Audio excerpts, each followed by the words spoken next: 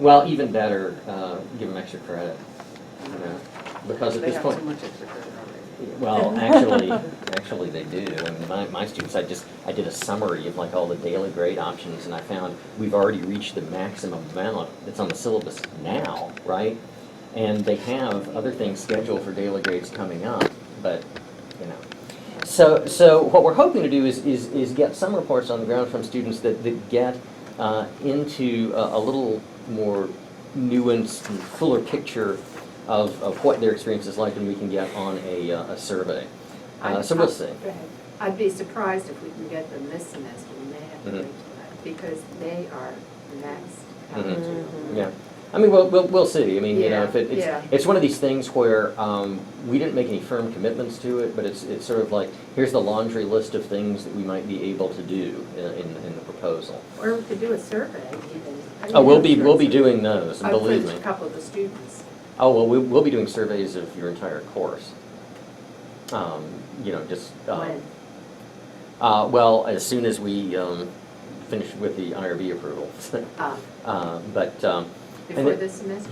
okay. Okay. I'm sorry. Yeah, IRB can do, you know, they do approvals these days. We've got a great process. I mean, you get notification in 7 to 10 days. So, yeah.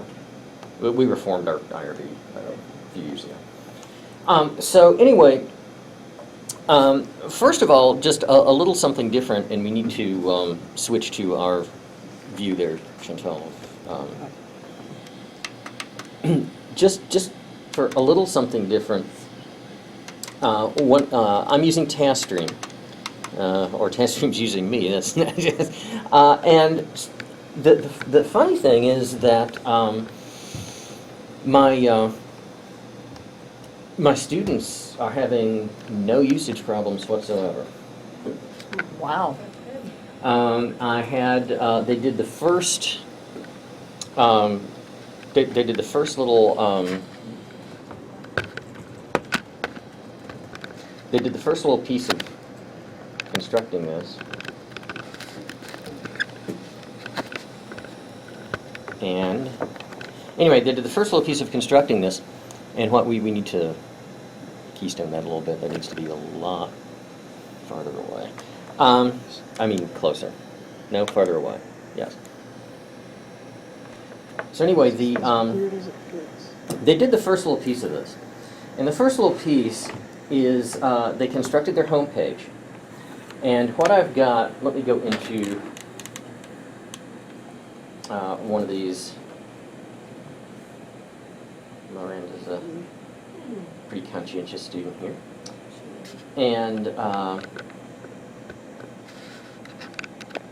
And anyway, here the thing that I'm able to do on mine, I think you certainly can design whatever you want, but one of the interesting things here is you can embed instructions into their work area for the e-portfolio.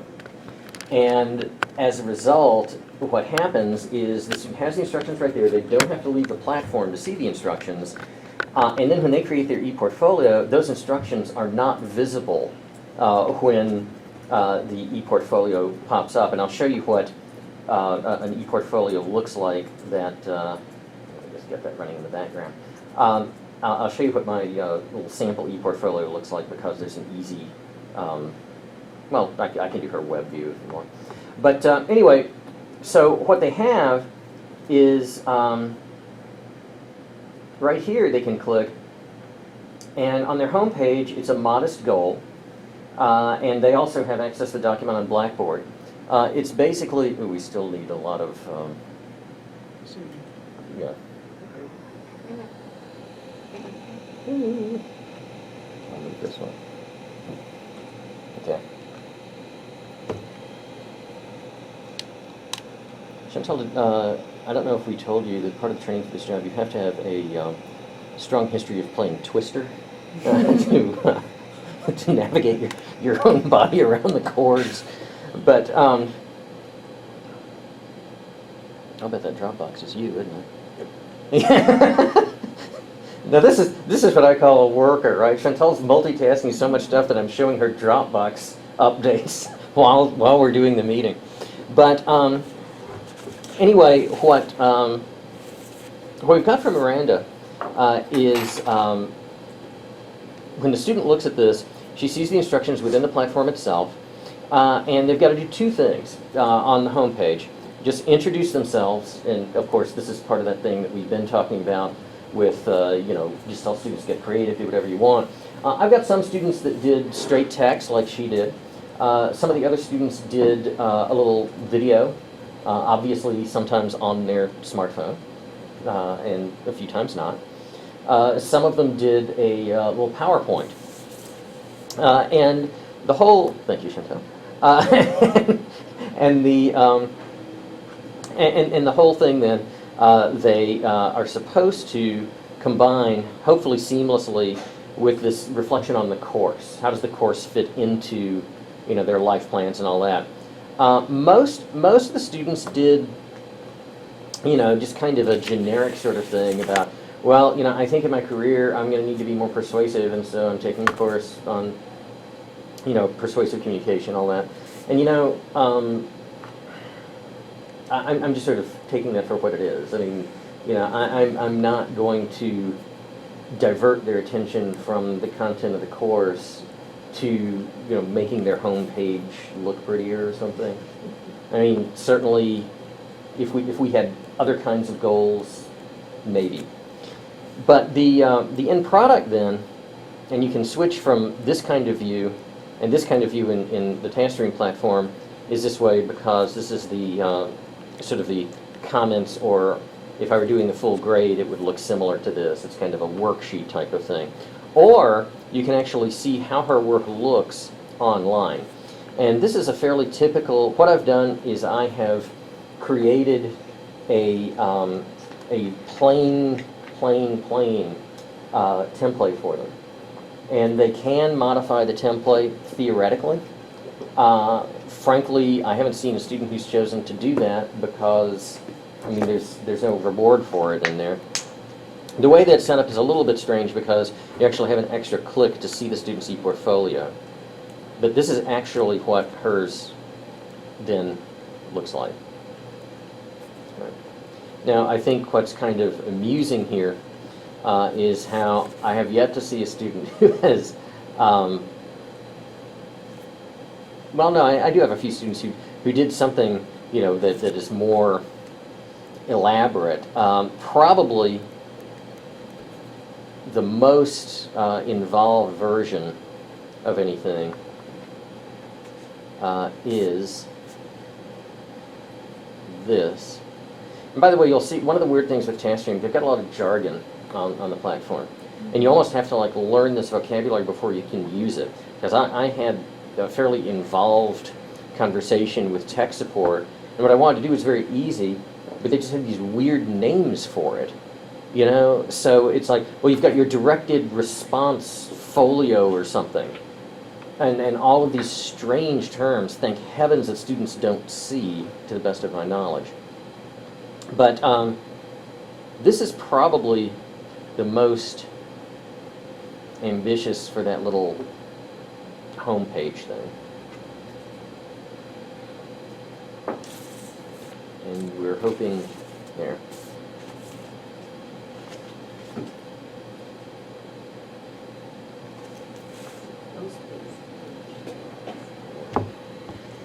Okay, what he's done, okay, yes, the graphics are cheesy and all that, but what's kind of interesting that reflects some thought, and my question to you is, does this count toward critical thinking, right? Because, the other student, she just had the self-narrative. What Chris has done is you find, oh, okay, boy, that's kind of a cheesy generic clip art thing, and okay, that's obviously cribbed from the NFL. It turns out that he's an avid angler, and he loves football. He's a sports fan and keeps track of NFL games. Okay. Now, this ignoring the cheesiness of the graphics or whatever. What's kind of interesting is there's the reflection compared to the other student where he's exercising some critical judgment in the themes of the clip art. that he's doing, you know? So at least there's the rudiment of that. But he's also looked at his audience, if this was to go to the rest of the class, because we're in the That's right. visual world now. So I think he did a lot of consideration. Yeah, He yeah. did demographics on his audience. Yeah, I mean, and in fact, a part, and I forgot to mention, you know, your point, it has more impact because of the circumstances to this. The other part of the assignment, which I'm not, you know, really enforcing or anything, but it's just to get them into the feel for what they're going to be doing with the peer review exercise, which is going to come next after they put their first full entry in, okay? I said, open it up, you can select other students to request comments from, okay?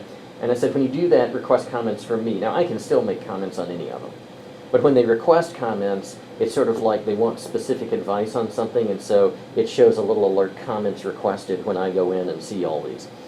By the way, you know, this is one of the advantages of these commercial products, right?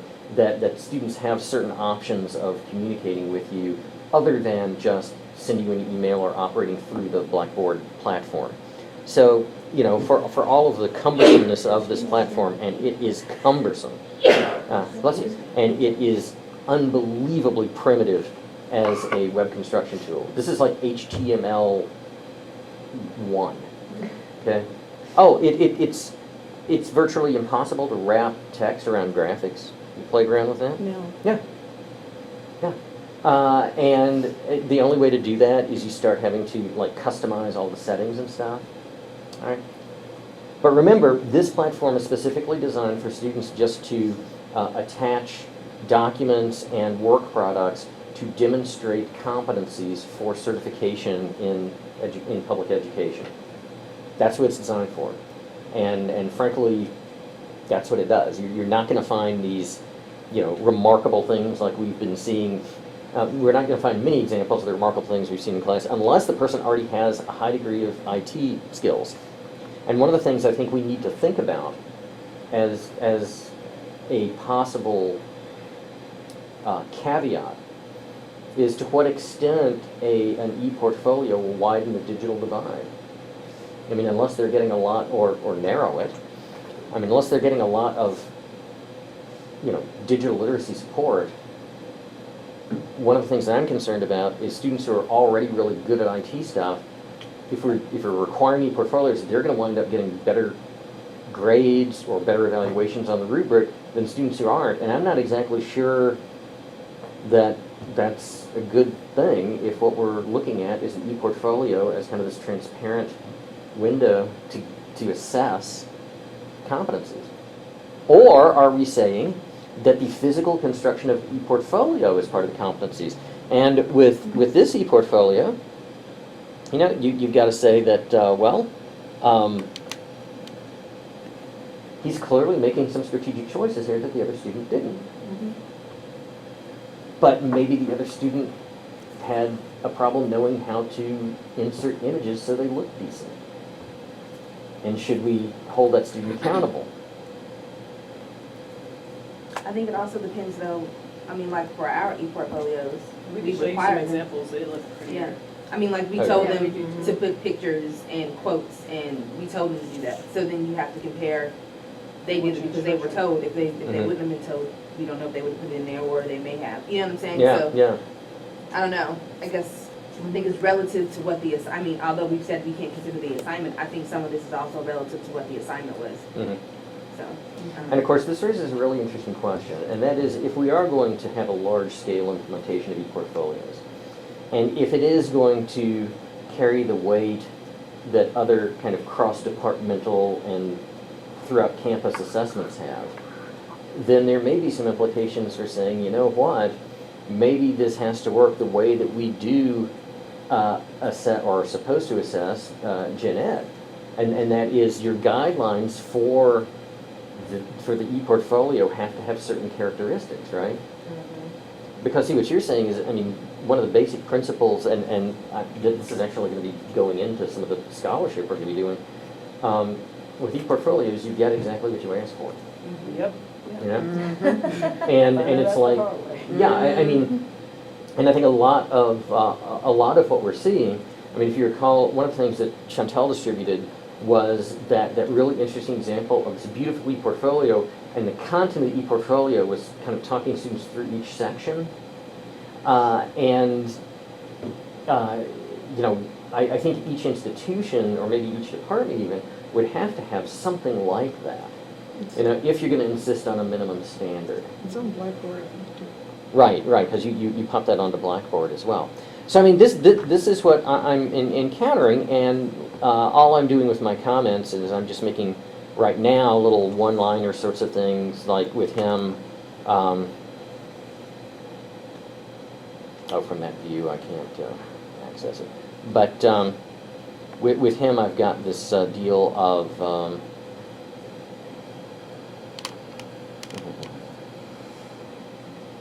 like a little one-line thing about how, oh, here we go. Seamless visual construction of your home page with relevant graphics. The eternal challenge is how to reconcile rhetorical effectiveness, and that deals with the comment he made about what he's seeking from the class, because you know, he's talking about, I want to be as effective a persuader as possible, but I also want to, you know, behave more ethically. And that in itself is an interesting pair of things to comment on, because he's sort of sensing that these are going to take him in different directions, right? But, you know, again, the unit of analysis is the question, and we have been told very explicitly that what we are supposed to be evaluating is the e-portfolio as a whole. Now, this gets to an interesting point we encountered in our interview with, for some reason, I can only think of Laura Pipe's name here. What is wrong with me? Gail Ring, okay? I don't know why, because I haven't needed to interact with Laura much on anything lately, but I don't know, I got her, I guess these two short names. Right? But anyway, Gail Ring from Clemson, okay? Her title is actually Director of E-Portfolios, okay? And if you recall, Clemson supposedly like this national model on e-portfolios. This past summer, they eliminated the e-portfolio requirement for graduation. One of the reasons for this, Gail said basically, it really was two things. One, on the implementation side, they ran into a lot of issues with just the logistical feasibility of the whole thing. Like us, but on a huge university-wide scale, they said, well, if you're going to have an evaluation of competencies, you have to look at every single product in that e-portfolio unless you say, you know, number one, demonstrate this competency. And then, of course, there's the validity question on a larger scale, right? Let's say a student does show these competencies in one document. Does that show that they've actually internalized these competencies for their education, or does it mean they had a really good day on that paper? They follow the rubric. Yep. The Clemson one, the young man from Clemson, that seemed to be the case with him, where I could find, and Samantha was the other way. I could find it, but I honestly, yeah, I feel like maybe it was a good day in some cases, and So, Or I mean, the assignment asked for it, and this is Yeah. what I'm He chose worried to about. I follow keep the thinking I rubric. should have Yeah. tweaked my So- assignment. so and I maybe- need to ask So for maybe it. what you're Yeah. actually doing indirectly is you're evaluating the quality of instruction. Yeah. or You the know- quality of them actually reading what you give them. I mean, you know, because he might have just chosen to actually, I'm going to take a look at the rubric because I have no idea what I'm supposed to be doing, and I'm going to just go down and check off that I make sure I have all this in there. And one day he may not have even paid attention to the rubric. If there, you know, I think it just, I mean, it's so up in the air. The I what? think what you've got is, you've got the people who gave you the assignment or the grant, who awarded you the grant, they don't know what they're talking about. Exactly. No, they don't know what they So want. they're just thinking e-portfolio as a holistic thing, which in fact it doesn't work. So I think that we're trying to, again, deal with a GA who doesn't know what they're talking about, with people who semi know what we're talking about. And so, That's optimistic. well, we're learning, I Yeah. should say, with a group of learners. And so I think that that has to be brought out very loud and clear, is that an e-portfolio isn't just generic. It Mhm. is a specific product. Well, the way that Clemson handled it, and frankly, one of the reasons Clemson was identified as, sort of this big national model, and they are in general because they're pretty sophisticated about the way they implement this. Of course, it's taken, I don't even want to ask how much money, because they had to build an infrastructure from nothing for all the analytics, right? Because they were using Google Sites and they said, oops, we can't get any data from this. Lucky for them, they're the land-grant school of South Carolina. They're like A&T. They're heavy on engineering and tech and all that. Right. So they had, the infrastructure to handle that. But the way that Clemson does this, and the way that most universities do if you use e-portfolios for general education assessment, is they have, in assessment terms, you guys probably heard this in Compton, they have good vertical scaffolding. Right? And they have, what they've done is they've mapped gen ed competencies and to particular classes. And then you have the work product from those classes that are responsible for delivering those competencies, right? So let's say we have a student who, in their e-portfolio, they want to demonstrate their GRD competency. And so what they'll do is they'll pull a speech from CST 105, right? And what they'll do is that will be kind of this package deal. They'll have a little video of the speech, maybe they'll have a PDF of their outline, and maybe they'll have a paper that's a reflection on it or something like that. And if we approach it that way, then quite frankly, it's no different than what we do with Gen Ed either, right? Because it could be that, hey, the student just did well enough in that one course. Does that mean they're really competent in reasoning and discourse? I don't know. But right now, and we're not, we're not particularly, behind the curve on this, but it's a typical issue of gen ed competency assessment because we don't have any longitudinal data, nor is there any effort to gather it. So, I think. I don't think even if it's structured well, I don't think it's any worse than our current gen ed evaluation. Is it any better?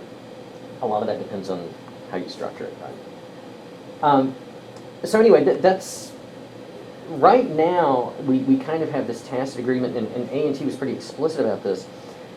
They said, well, here's what we do, and this is one of the reasons why they can just zoom through these evaluations. For one thing, they have no choice, because when you're teaching, 7 sections of 35 students in a semester, you have to have a method. Okay, yeah, it's crazy. Actually, doing that math, and that's about what I'm at, 4 classes, which is nice. But anyway. Oh yeah. Some pits and contests, I'm just like, wait a second, oh wow, no wonder I'm hurting this semester. Go Yeah, on. I mean, it's wild. In fact, the lightest teaching load anybody in this project over there has had, including the people who left, is 5 sections in addition to just by the standards of this university, backbreaking service requirements. And, well, actually, the other thing is that nobody's on a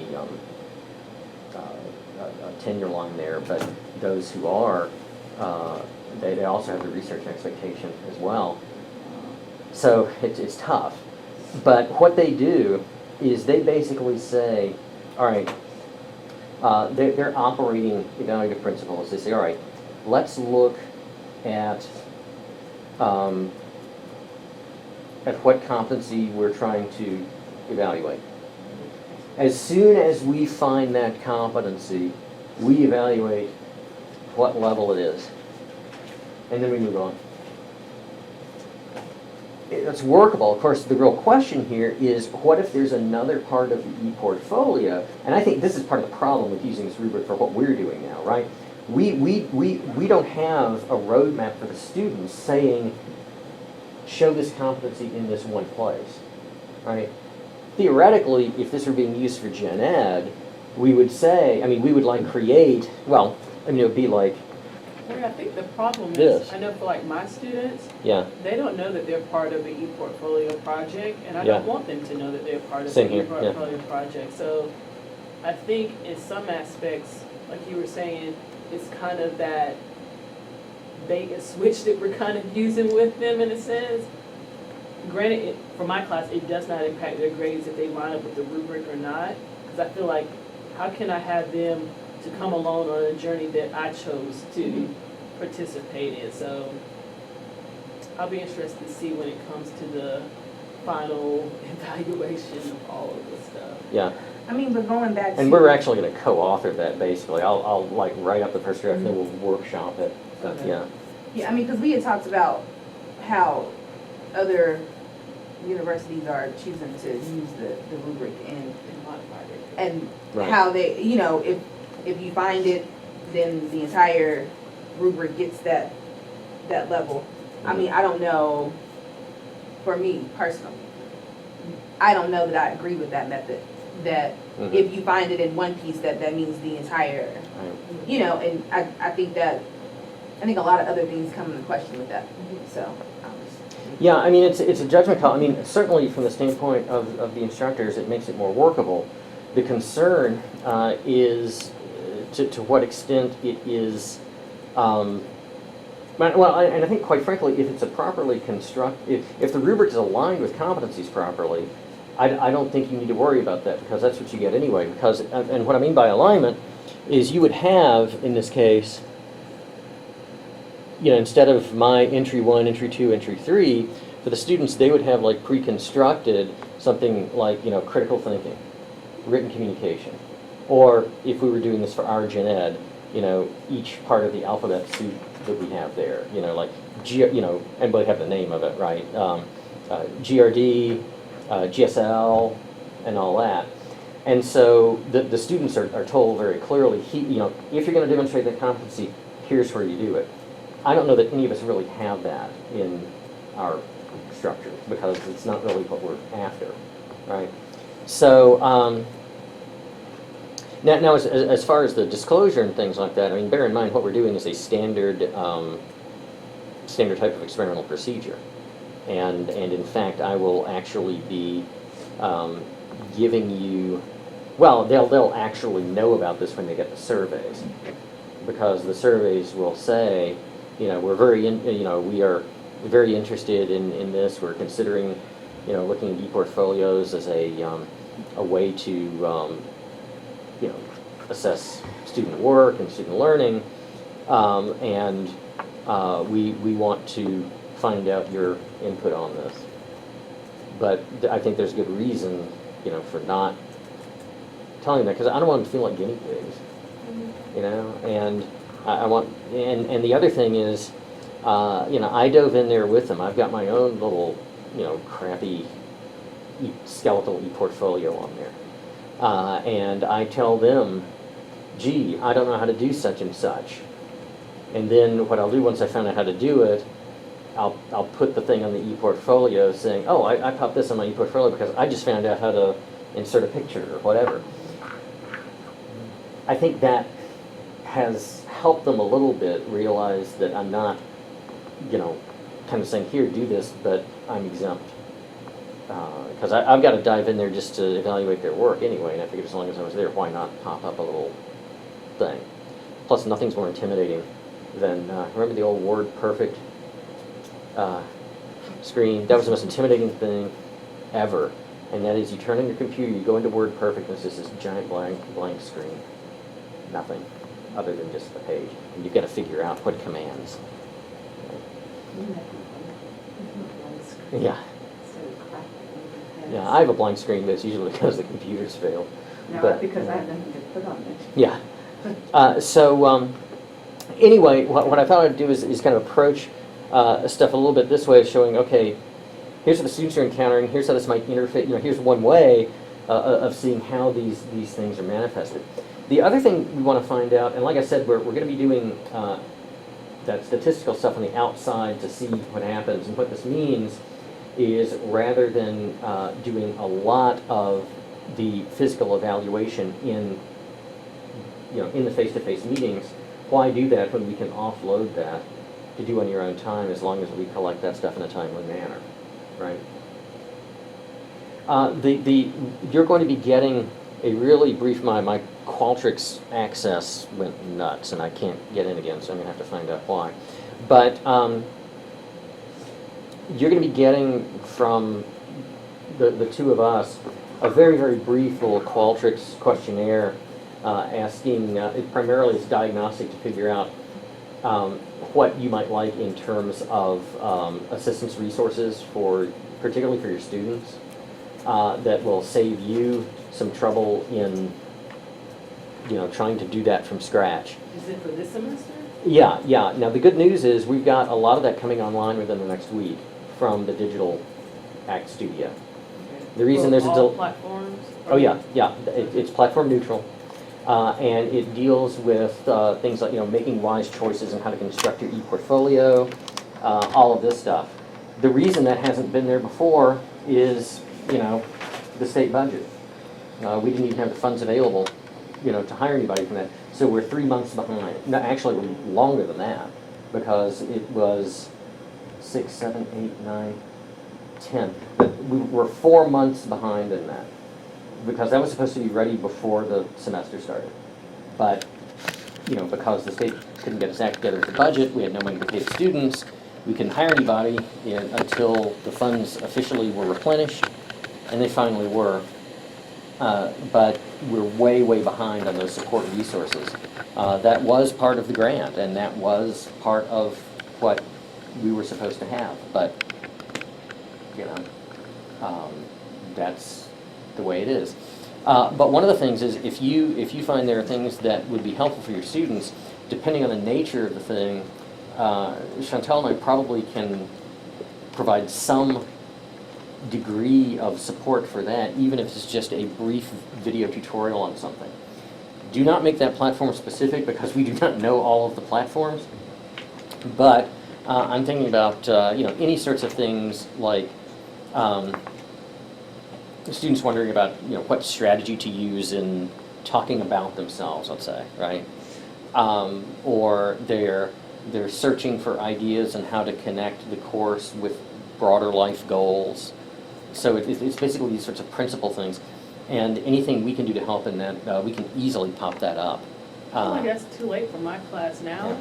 Mm-hmm. Like, if we are already, I don't know what We've got the 4 school. weeks left. Yeah, Less 4 than weeks four of weeks. school, Yeah. it's like an overload on them, like they're already, like I said, I have freshmen, exploratory majors, undecided, they're already freaking out. They're like, I don't even know how to create a sub page, and I was like, you know what, I don't either, but that's why this person in the class can have, this person in the class can have, let's set out a time in class to work on it together, go over to the Digital Act Studio.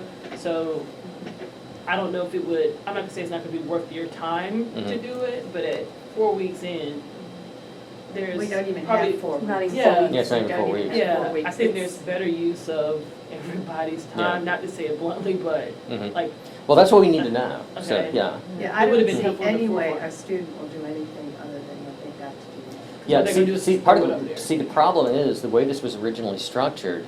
The idea was, you identify needs, and then we go out to the DX studio and whatever and create the stuff, because none of that could be put in place because of the funding delay. We couldn't do that.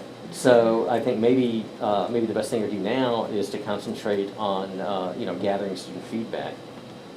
That sort of work might be helpful for next semester, but maybe prioritize after anything so, that you figure you can for this semester. Because it'd be nice to have that sort of stuff going into next semester with the same classes. Yeah, and actually the people who can do a lot of that, and that was of course the original. I mean, it's so weird because all of the justification for the hiring of the people at the Digital Act Studio was to do that, and that now has to change. It's just very weird, because the terms of the grant where we were supposed to get everything finished this semester, and we didn't even get the funding until almost October. And no, I think that actually may have been October. So, and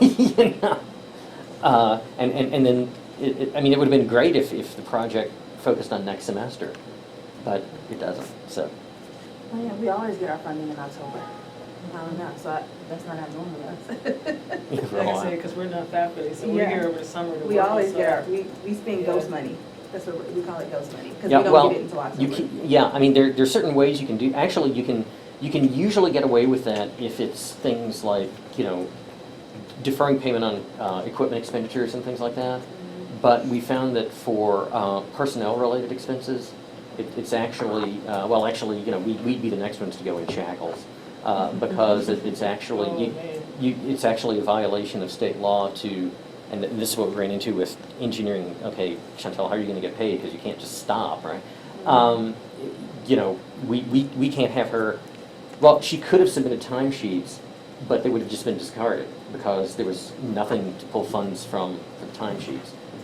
Plus, you can't switch funds from one source to another, because the idea was, since these were Digital Act Studio employees, maybe we could get that funding through the Title III grant there, but you can't mix and match, particularly when one's a federal and one's a state grant.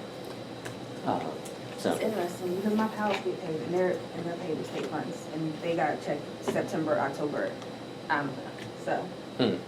But again. But was it a grant? No, it wasn't grant. Yeah. But, yeah. Yeah, I think that may be why, because yours can actually be, and actually we Yeah. worked this out for part of Chantel's situation, because there's a piece of this that's actually funded through regular university funding. Oh, okay. And I think that's why, That's because why. the university kind of had more control over that. Okay. And I think the big thing that we're going to want to be gathering from you is basically you are the advisors to the general administration on this, because you're dealing with this on the ground. Well, we all are delivering this on the ground. And the key question here is, what does the general administration need to know to help them, become educated on the best use of this tool, if any? I mean, certainly there is some role for e-portfolios in education. The question is, what would that be? I know Brandy had told y'all when I was at the conference in Denver, just like Clemson, some of the bigger institutions that have been doing e-portfolio for years now are now phasing it out. That's right. So I wonder if one of the recommendations, it will make pretty much all of our 9 months or however we've been lumped together almost non-existent, but e-portfolios, from my understanding, is the way that we chose to demonstrate critical thinking and writing intensive competencies, right? It wasn't the only way, right? Right. Well, let Okay. me mention what else is in the bag, and this little trick or treat bag is nigh into empty. The General Education the UNC System Gen Ed Council, and almost all these, well, actually all these decisions were made before I was appointed to that body. The Board of Governors got very concerned about assessment issues and all that, because there seemed to be some academic issues happening at Chapel Hill. Imagine that. So they said, well, we're really concerned that to know if students are really learning, and we need more rigorous assessment. And actually, part of the strategic plan for general education uses language I just find incredibly humorous, and with all. And I've already told our assessment people about this. It is funny because it's expressed as, we want to be a national leader in assessment. And I actually told Jody Pedizzoni directly, because, I mean, she understands how this stuff works. And by the way, she was at the last Gen Ed Council meeting, because we kind of expanded the audience of that, because it was, the entire time was a half-day presentation from ETS. File that away for a second, okay? But I said, Jody, and I said to the Gen Ed Council, I said, look, nobody wants to be a national leader in assessment. Assessment's always a means to an end, right? We want to be a national leader in education. We want to be a national leader in students learning stuff. And assessment's just, part of the path to that.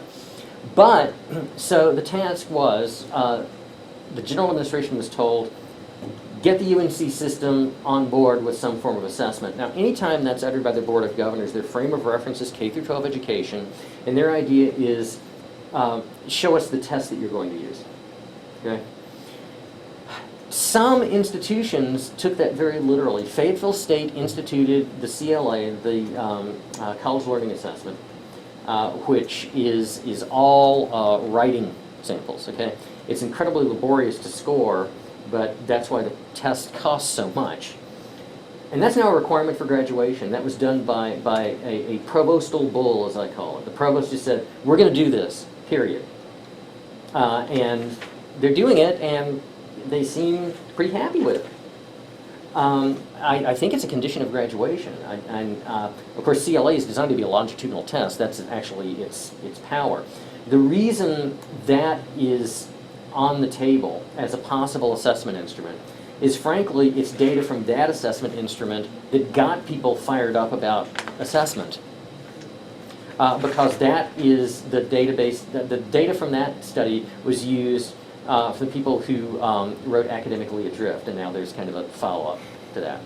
And Academically Adrift, basically said, guess what? There's practically no value added between the sophomore and senior years. Okay? Even at very high-ranking colleges. The other thing that's on the table, and frankly, this is pretty much the spread on the table,